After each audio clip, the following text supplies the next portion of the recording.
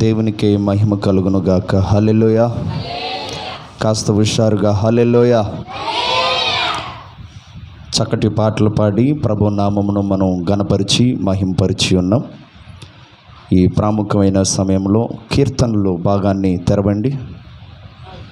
16వ కీర్తన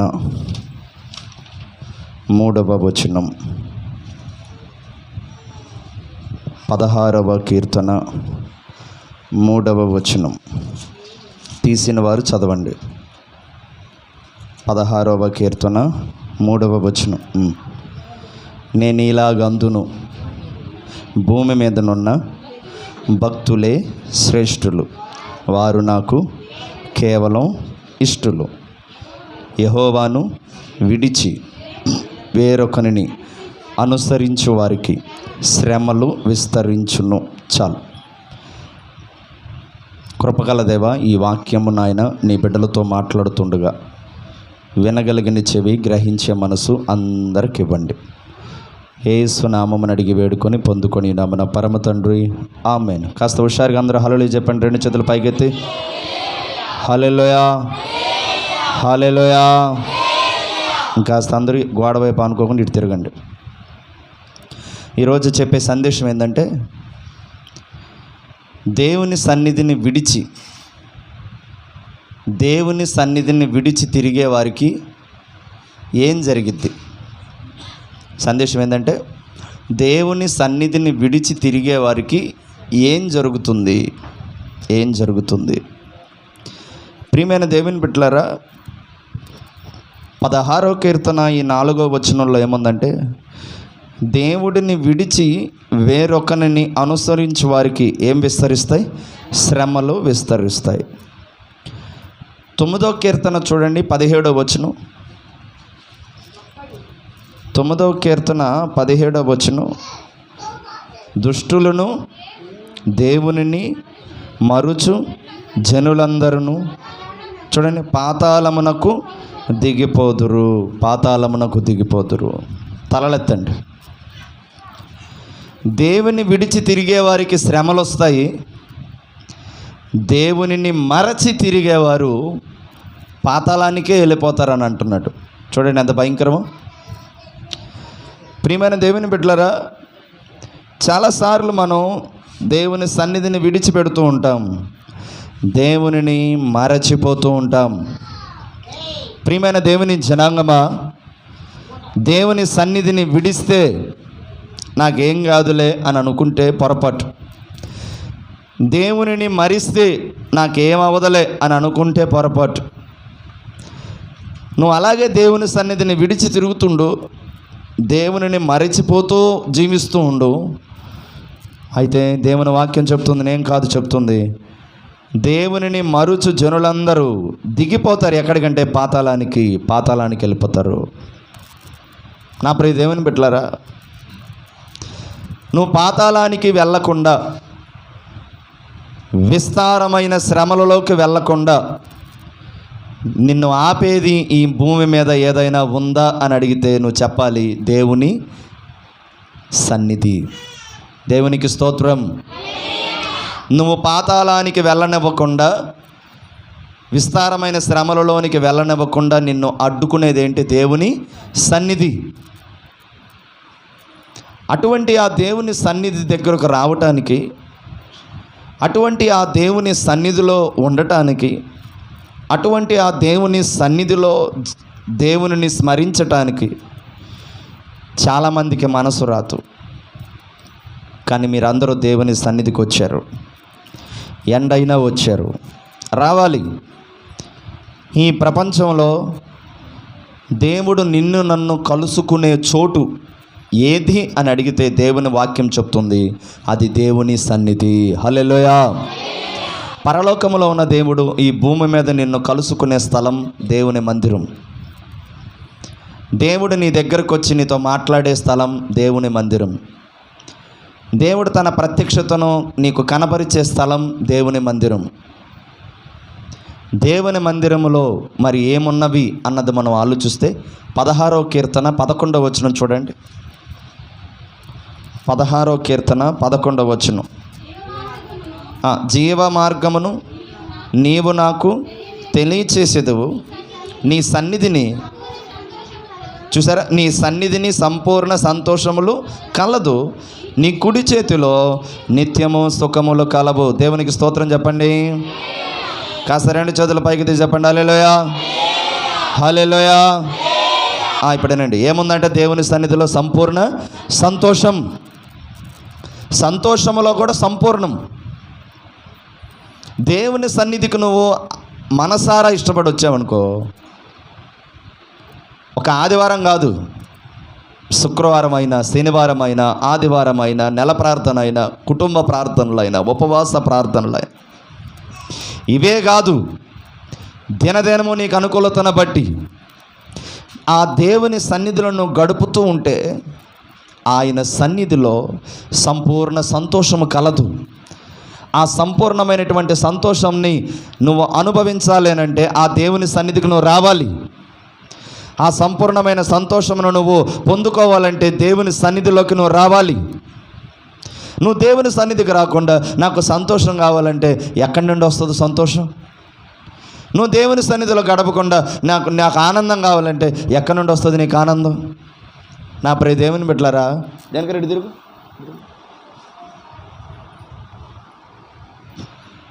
దేవునికి స్తోత్రం.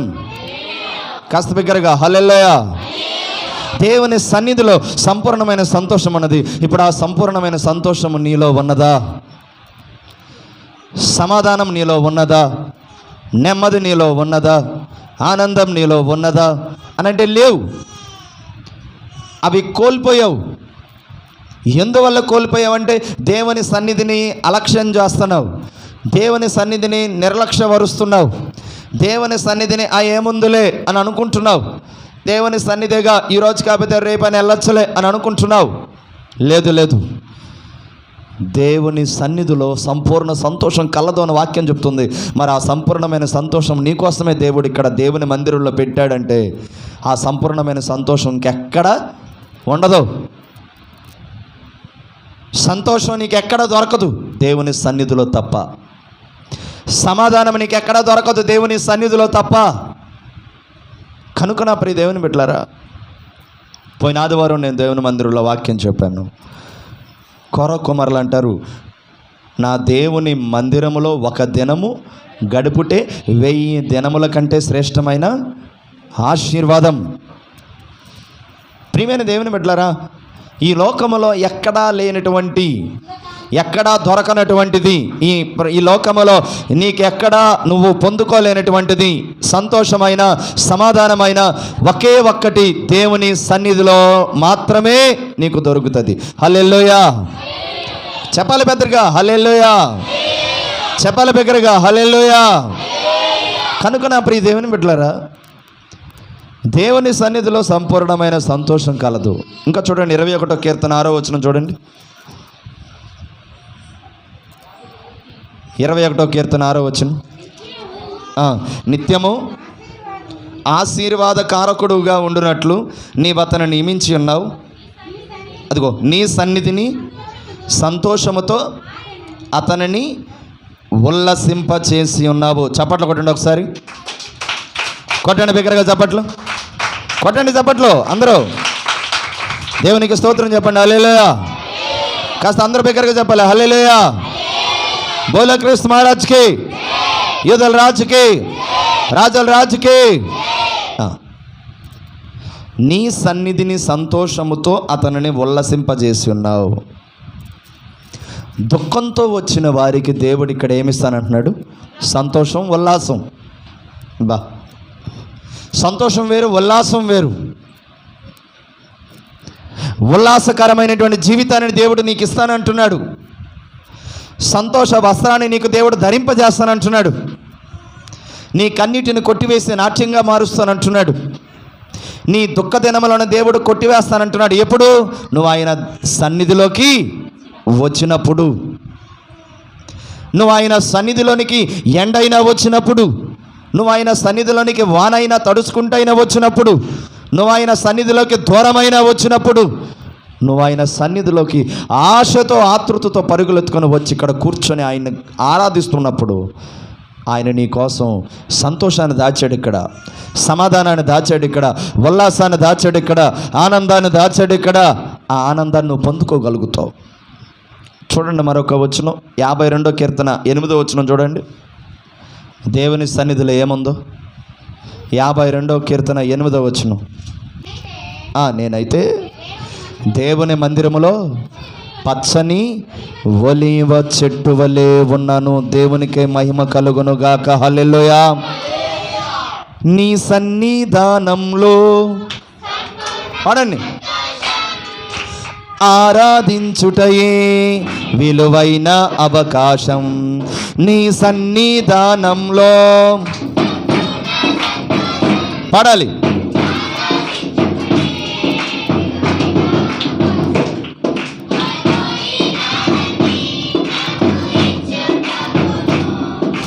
బాధల నుండి బ్రతికించుటకును కోల్పోయినవన్నీ పాడు వెనులా పాడు. బాధల నుండి తొలగించుటకును నీవే రాకపోతే నేనేమైపోదును. పాడాలందరూ. నీవే రాకపోతే నేనేమైపోదును. నేనుండలేనయ్యా, నే బ్రతుకాలేనయ్యా, నేనుండలేనయ్యా, నే బ్రతుకాలేనయ్యా. నీవే లేకుండా నేనుండలేనయ్యా, నీ తోడే లేకుండా నే బ్రతుకాలేనయ్యా. రాజా నీ సన్నిధిలో నేనుంటానయ్యా. మనసారా ఆరాధిస్తూ బ్రతికేస్తానయ్యా. దేవునికే మహిమ కలుగును గాక. హల్లెలూయా, హల్లెలూయా. కోల్పోయినవన్నీ తిరిగి ఇవ్వటానికి, ఏమండి, బాధలలో ఉన్న నిన్ను బ్రతికించటానికి, వాడిపోయిన నిన్ను, పాడైపోయిన నిన్ను ఫలింప చేయటానికి, చిగురింప చేయటానికి దేవుడు నీ కోసం ఏం పెట్టాడు ఇక్కడ? దేవుని సన్నిధి. అర్థమవుతుందా? కోల్పోయినవన్నీ నీకు తిరిగి ఇవ్వటానికి దేవుడు నీ కోసం సన్నిధిని ఉంచాడు. ఏమేం కోల్పోయావు? గడిచిన కాలంలో, గడిచిన నెలల్లో, గడిచిన దినాల్లో ఎంత సంతోషాన్ని కోల్పోయి ఉంటావు నువ్వు, ఎంత నెమ్మదిని కోల్పోయి ఉంటావు నువ్వు, ఎన్ని రాత్రులు, నిద్రలేని రాత్రులు నువ్వు గడుపుంటావు. నీ కంటి ముందు ఆహారం ఉన్న మనసు బాగోక ఆహారాన్ని కూడా పక్కకు నెట్టేసి వెళ్ళిపోయిన రోజులు ఎన్ని లేవు? నీ భార్యతో, నీ బిడ్డలతో, నీ కుటుంబంతో సంతోషంగా గడపలేని రోజులు ఎన్ని లేవు? ఎన్నెన్నో కోల్పోయి వచ్చి ఇక్కడికి వచ్చి కూర్చున్నావు. మనసంతా దిగాలు, మనసంతా అశాంతి, మనసంతా ఇబ్బంది, మనసంతా దిగులుతో, వేదనతో, నువ్వు సంతోషం లేక, సమాధానం లేక, నీ బ్రతుకు మీద నీకు విరక్తి కలిగిన దినాలు ఎన్నో ఉన్నాయి. వాటన్నిటిని మూటగట్టుకొని వచ్చి ఇక్కడ కూర్చున్న నీకు దేవుడు ఏమి ఇవ్వబోతున్నాడు తెలుసా? కోల్పోయినవన్నీ నీకు ఆయన ఇవ్వబోతా ఉన్నాడు. హల్లెలూయా. ఎక్కడా? దేవుని సన్నిధిలో. వినాలి. దేవుని సన్నిధిలో కోల్పోయినవన్నీ నువ్వు పొందుకుంటావు. ఎక్కడ పడితే అక్కడ పొందుకోలేవు. ఏ ఊరిలో పడితే ఆ ఊరిలో పొందుకోలేవు. బాగా వినాలి. ఏ కోటలో పడితే ఆ కోటలో పొందుకోలేవు. ఏ కొండలో పడితే ఆ కొండలో పొందుకోలేవు. ప్రియమైన దేవుని బిడ్డలారా, మొక్కుబడులు చేసుకుంటున్నారు, మంచిదే.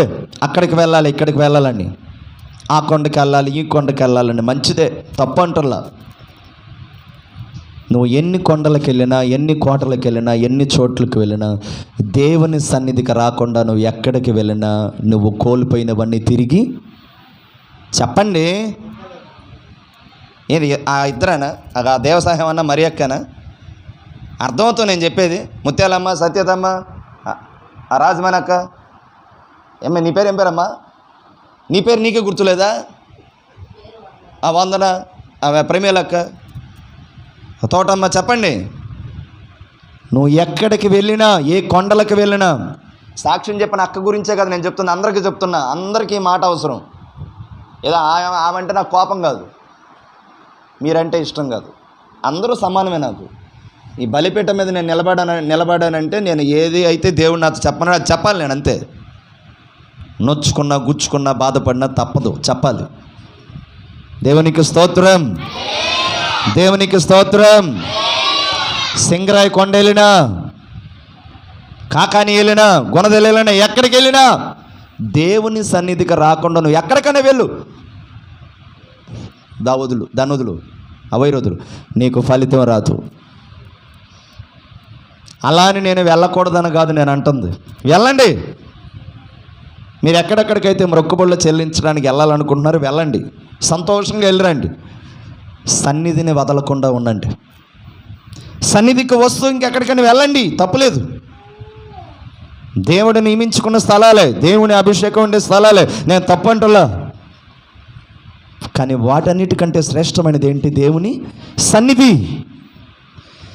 నువ్వు శుక్రవారం దేవుని సన్నిధికి రాకుండా, శనివారం దేవుని సన్నిధికి రాకుండా, నువ్వు నెల ప్రార్థనలకు దేవుని సన్నిధిలో గడపకుండా, నువ్వు ఉపవాస కోటాలకు దేవుని సన్నిధికి రాకుండా, నువ్వు వందలు వేలు ఎన్ని వేలు ఖర్చు పెట్టి నువ్వు వెళ్ళినా నీకు సంపూర్ణ సంతోషం రాదు. అందుకనే దావీదు ఏమంటున్నాడు?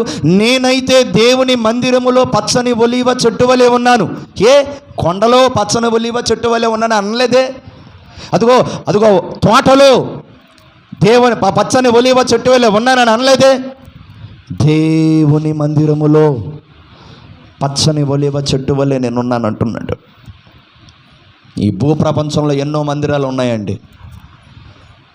అన్ని మందిరాల గురించి కాదు నేను చెప్తుంది. నీకంటూ నాకంటూ ఒక మందిరాన్ని దేవుడు మన ఊరిలో పెట్టాడు. ఈ మందిరానికి రా, ఈ మందిరంలో ఉపవాస ప్రార్థనలో గడుపు, ఈ మందిరంలో శుక్రవారం పూట ఒక నిబంధన తీసుకో. సోమవారం నుండి ఆదివారం శనివారం వరకు పనులకు వెళ్తున్నావు కదా, శుక్రవారం ఒక ఒడంబడిక చేసుకో. ఈరోజు నాకు ఎన్ని పనులున్నా ఎంత కూలి ఇస్తానని నేను వెళ్ళను. ఇది నాకు నా దేవునికి మధ్య ఉన్న నిబంధన. దేవునికి స్తోత్రం. నెల ప్రార్థన రోజు 14వ తేదీ రోజు నేను పనికి వెళ్ళను. ఇది నాకు నా దేవునికి మధ్య ఒడంబడిక. ఆదివారం రోజున నేను ఎంత పని ఉన్నా కూడా నేను ఆ రోజు పని చేయడానికి ఇష్టపడను. నాకు ఉన్న ఏకైక పని ఒక్కటే, నా దేవుని మందిరంలోకి వచ్చి నేను ఆరాధించాలి. ఇది నాకు దేవునికి మధ్య ఉన్న నిబంధన, అంటే మొక్కుబడి. ఇది మొక్కుబడి. శుక్రవారం పూట నేను పనికి వెళ్లకుండా దేవుని మందిరానికి వస్తానన్న మొక్కుబడి. ఆదివారం నాడు పనున్నా దేవుని మందిరానికి వస్తానన్న మొక్కుబడి. 14వ తేదీ నాడు పనున్నా దేవుని మందిరం దగ్గరకు వచ్చి వంట దగ్గర ఉండి కాయగూరలు కోస్తానని, మందిరం దగ్గర పరిచర్య చేస్తానని, ఏమేమి పనులు అవసరమో ఆ పనుల్లో నేను కూడా పాల్గొంటానన్నది మొక్కుబడి. ఈ మొక్కుబడులు చెల్లించకుండా, ఈ పనులు చేయడానికి ఇష్టపడకుండా నువ్వు ఎక్కడికి వెళ్ళినా కోల్పోయినవన్నీ తిరిగి పొందుకోవటానికి ఇంకెప్పుడు పొందుకుంటావు? అక్కడికి వెళ్ళినా ఇక్కడికి వెళ్ళినా పొందుకుంటారనుకుంటే భ్రమే. దేవుని సన్నిధికి రాకుండా, దేవుని సన్నిధిలో గడపకుండా, దేవుని సన్నిధిలో సంఘ బిడ్డలతో కలిసి ప్రార్థన గుంపులో నువ్వు కనిపించకుండా ఉండనంత మాత్రాన నువ్వు పొందుకోలేవు. ఓ చెల్లుందండి, ఓ చెల్లుంది, కుటుంబ ప్రార్థనలకు రాదు, ఉపవాస ప్రార్థనలకు రాదు, ఎక్కడ ప్రార్థనని చెప్పినా రాదు. ఒకరోజు వాళ్ళ ఇంటికి వెళ్ళా ప్రార్థన చేయటానికి. ఆ చెల్లి అంటుంది, అయ్యగారు హోసన్న మినిస్ట్రీస్ గుడారాల పండుగలు వచ్చేస్తున్నాయి, ఎప్పటి నుంచో నాకు ఆశ ఆ గుడారాల పండగకు వెళ్ళాలని. అంతే, మంచిదమ్మా వెళ్ళండి. సరే, అంతటితో ఆగిపోయి ఉంటే పర్వాలే, అక్కను కొంచెం తట్టు, అంతటితో ఆగిపోయి ఉంటే పర్వాలే. ఆ చెల్లి ఇంకా ఏమన్నా తెలుసా? గుడారాల పండుగలోకి వెళ్ళి ఏదైనా మొక్కుబడి చేసుకుంటే కార్యాలు జరుగుతాయంట. ఆహా, ఇంతే అన్నా నేను. ఆహా, పిల్లలు కలగలేని వాళ్ళు వెళ్ళి గుడారాల పండగకి వెళ్ళి మొక్కుబడి చేసుకుంటే పిల్లలు కలుగుతారంట. ఆహా, ఓకే. అప్పుల్లో ఉన్న వాళ్ళందరూ గుడారాల పండగకి వెళ్ళి ప్రార్థనలు చేసుకుంటే అప్పులు పోతాయంట. అవునా? ఇంతే అంటున్నా నేను. అయితే సరే, ఏం చేస్తావు చెల్లి అంటే, మొదటి రోజు వెళ్ళి 3 రోజుల దాకా గుడారాల పండుగలో పాల్గొని వస్తాం అయ్యగారు. భార్య, భర్తలు, బిడ్డలు, కుటుంబం అందరూ వెళ్ళారు. 5 ఏళ్ళ పైన ఖర్చు అయింది. వచ్చారు, ఇంటికి వచ్చారు. ఏ అప్పులే అలాగే ఉన్నాయి, నెమ్మదేమి లేదే, సమాధానం లేదే, సంతోషం లేదే. అంటే నేను చెప్పింది నీకు అర్థమైంది లేదో? గుడారాల పండగలో ఏమీ లేదని నేను అంటల్లా. గుడారాల పండగ గొప్పదే, అభిషేకం ఉన్నది అక్కడ. కానీ నువ్వు మందిరానికి రాకుండా, నీ సన్నిధికి నువ్వు రాకుండా, ఇదిగో దూరపు కొండలు నునుపన్నట్టు ఎక్కడ పడితే అక్కడికి నువ్వు తిరిగినంత మాత్రాన నీకు సంపూర్ణ సంతోషం రాదు. ఇది అక్షర సత్యం, ఇది నిజం, ఇది వాస్తవం, అంతే. నువ్వు గుడారాల పండగలకు వెళ్ళినా, నువ్వు స్వస్థత శాలలకు వెళ్ళినా, నువ్వు కాకానీరులో ఉండినా, ఇదిగో నీ సన్నిధి అన్నట్టు నీకుంది. నీ ఆత్మీయ తల్లిదండ్రులు అన్నలు నీకున్నారు, నీ అన్నదమ్ములు, నీ అక్క చెల్లెలు, నీకంటూ కుటుంబం అనేది, నీకంటూ ఒక సంఘం అనే సహవాసం అన్నది. ఆ సన్నిధిలో ఇదిగో పచ్చని ఒలీవ చెట్టు వల్లే నేనున్నానంటున్నాడు. ఎవరు? కాస్త పెద్దగా చెప్పండి. ఎవరు? దావీదండి. రాజైన దావీదు అంటున్నాడు, నేను దేవుని మందిరములో పచ్చని ఒలీవ చెట్టు వలె ఉన్నాను. అంటే దేవుని మందిరములో ఏముంది? పచ్చదనం ఉంది. దేవుని మందిరంలో ఏముంది? సమృద్ధి ఉంది. చూడలేడు. దేవుని మందిరంలో ఏముంది? జీవ జలములు ఉన్నాయి. దేవుని మందిరంలో వాడిపోనిది ఉంది, దేవుని మందిరంలో ఎండిపోనిది ఉంది, దేవుని మందిరంలో మోడు బారిపోయినటువంటివి కూడా ఫలించే ఒలీవ చెట్లుగా మారే అనుభవాలు ఉన్నాయి. మరి ఇన్ని అనుభవాలు ఉంటే మరి ఆ దేవుని మందిరంలోకి వచ్చి నువ్వెందుకు కూర్చొని దేవుని సన్నిధిలో గడపట్లా? పచ్చని ఒలీవ చెట్టు వల్లే నువ్వు ఉండాలంటే ఆ దేవుని మందిరంలో గడుపు తల్లి. పచ్చని ఒలీవ చెట్టు వలె నువ్వు ఉండాలంటే, ఆ అభిషేకింపబడిన ఒలీవ చెట్టు వలె నువ్వు ఉండాలంటే, నీ మీద, నీ బిడ్డల మీద, నీ కుటుంబం మీద ఆ దేవుని అభిషేకం రావాలంటే దేవుని మందిరంలోకి రా. దేవుని మందిరంలోకి నువ్వు వచ్చి ఎప్పుడైతే గడపటం ప్రారంభిస్తావో నీకు కావలసినవన్నీ నీ చేతులలోకి పెట్టడానికి దేవుడే నీ ముందుకు దిగి వస్తాడు. చప్పట్లు కొట్టండి. దేవునికే మహిమ కలుగునుగాక. హల్లెలూయా. ఒంటరి వానై మనుషులందరూ నన్ను తప్పు పట్టినా, పాడాలందరూ. ఒంటరి పోరు నన్ను విసిగించిన, మనుషులందరూ నన్ను తప్పు పట్టినా, ఒంటరి వారే 1000 మంది అన్నావు, నేనున్నానులే భయపడకు అన్నావు. పాడాలి చలి. ఒంటరి వారే 1000 మంది అన్నావు, రాజా నేనున్నానులే భయపడకు అన్నావు. నీవే లేకపోతే నేనేమైపోదునో, నీవే లేకపోతే నేనేమైపోదునో, నేనుండాలేనయ్యా. సభలు కొడదాం. బ్రతుకాలేనయ్యా, నేనుండాలేనయ్యా, నే బ్రతుకాలేనయ్యా, నీవే లేకుండా నేనుండాలేనయ్యా, నీ తోడే లేకుండా నేనుండాలేనయ్యా. రాజా రాజా నీ సన్నిధిలో నేనుంటానయ్యా, మనసారా ఆరాధిస్తూ బ్రతికేస్తానయ్యా. తోల క్రీస్తు మహారాజుకి, రాజుల రాజుకి. ఏంటంటే రాజా నీ సన్నిధిలో నేను, కాస్త అందరూ పెద్దగా చెప్పండి. రాజా నీ సన్నిధిలో నేను మనసారా ఆరాధిస్తూ నేను.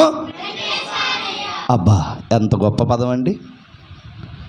రాజా నీ సన్నిధిలో నేనుంటా. ఎంతకాలం? దావీదుని అడిగితే ఏమంటాడు తెలుసా? చిరకాలం. చిరకాలం అంటే జీవించినంతకాలం.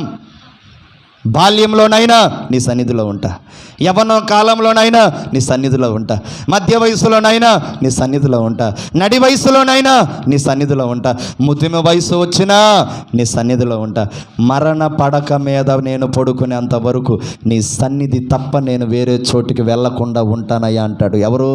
రాజైన దావీదు. నా ప్రియ దేవుని బిడ్డలారా, చూడండి ఆదికాండం 3వ అధ్యాయము 23 నుండి చదవండి. బయటికి ఎందుకు వెళ్తున్నారు మీరు? పదే ఎవరు బయటికి వెళ్ళకండి. వెళ్ళిపోతున్నారు ఒక్కొక్కరు. వాక్యాలు ఏమైనా అంటుకుంటున్నాయేమో. దేవునికే మహిమ కలుగునుగాక. చదవండి ఆదికాండం 3:23 చదవండి.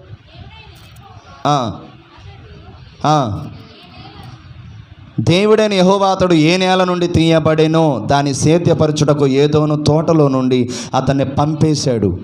అప్పుడు ఆయన ఆదామును వెళ్ళగొట్టి ఏదోను తోటకు తూర్పు దిక్కున కెరూబులు జీవవృక్షమునకు పోవు మార్గమున కాచుటకు ఇటు అటు తిరుగుచున్న ఖడ్గజ్వాలను నిలబెట్టెను.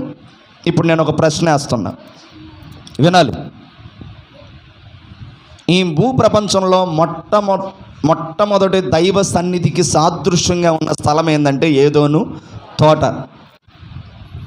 ఈ ఏదోను తోటలో మొదటి మానవులు ఆదాము అవ్వ, వారికి తోడుగా ఉన్నది ఎవరు? దేవుడు. ప్రతి చల్లపూట దేవుడు వచ్చి ఆదాముతో అవ్వతో ముచ్చటించేవాడు. ప్రతి చల్లపూట దేవుడు వచ్చి ఆదాము అవ్వతో మాట్లాడేవాడు. ప్రతి చల్లపూట ఆదాము అవ్వతో దేవుడు నడిచేవాడు. ఏదోన తోటలో ఆనందం, ఏదోన తోటలో సంతోషం, ఏదోన తోటలో పచ్చని చెట్లు, ఏదోన తోటలో మంచి ఫలాలు, ఏదోన తోటలో నెమ్మది, ఏదోన తోటలో సంతోషం, ఏదోన తోటలో సమృద్ధి. అయితే ఆ ఏదోన తోటలో నుండి దేవుడే ఆదామును అవ్వను ఏం చేశాడు? వెళ్ళగొట్టేశాడు. ప్రతి చల్లపూట దేవుడే వచ్చి వారితో మాట్లాడి ముచ్చటించే ఆ దేవుడే ఇప్పుడు ఆ దేవుని సన్నిధిలో నుండి దేవుడే వెళ్ళగొట్టేయటానికి గల కారణం ఏమిటి అని అంటే ఆలోచిస్తే నా ప్రియ దేవుని బిడ్డలారా, దేవుని ఆజ్ఞను ఆదాము అవ్వ ఏం చేశారు? అతిక్రమించారు. దేవుని మాటను మీరారు.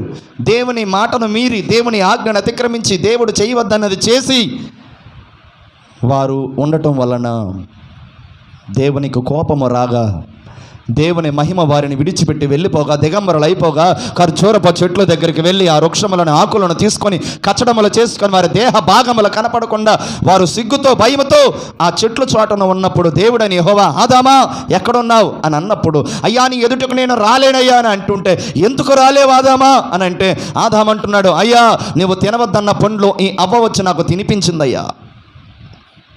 అవ్వని అడుగుతున్నాడు దేవుడు, అవ్వా ఏంటి పని చేసావంటే, అయ్యా తండ్రి ఈ సర్పము నన్ను మోసగించిందయ్యా. నేను తినవద్దన్న పండ్లు మీరు తిన్నారు కాబట్టి ఆదామా నీవు బ్రతికినంత కాలం నీవు చెమట వచ్చి కష్టపడి పని చేయాలి, నీ నిమిత్తం నేల శపించబడిందయ్యా అన్నాడు. అవ్వా ఇదిగో నువ్వు ప్రసవ వేదనతో బిడ్డను కనుదు అన్నాడు. సర్పాన్ని ఏమన్నాడు? నువ్వు మన్నుతుంటూ బ్రతుకుతావు అన్నాడు. సర్పాన్ని దేవుడు శపించాడు.